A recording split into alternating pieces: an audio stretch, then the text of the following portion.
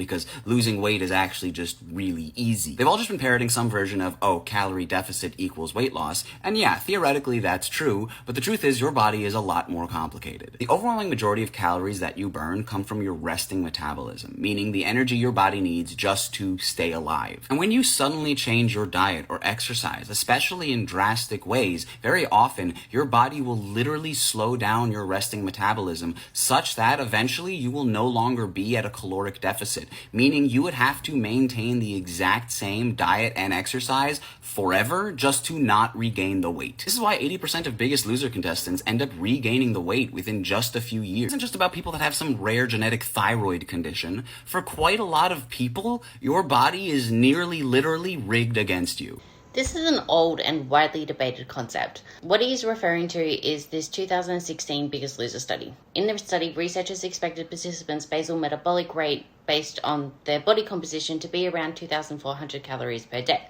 However, their actual measured BMR was approximately 1,900 calories per day, and this led to the conclusion that significant metabolic adaptations had occurred and persisted for years following their weight loss. However, their total daily energy expenditure remained at 3,400 calories per day. And think about it. How often do you hear people claim that they can't maintain weight loss because they can't eat below 3,400 calories per day? Almost never.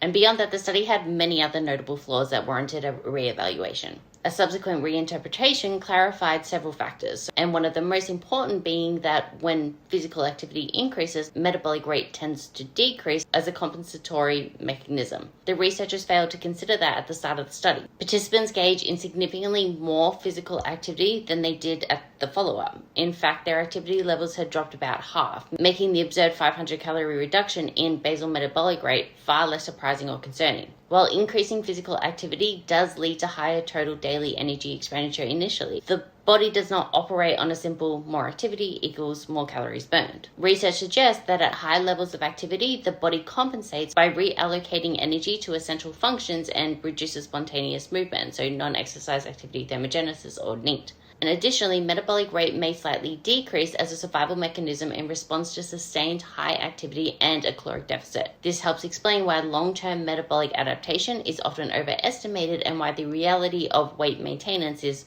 more nuanced. But the takeaway is that sustained weight loss is absolutely possible and does not necessitate unrealistically low caloric intake. Metabolic adaptations exist, but it is neither as extreme nor as permanent as some claim.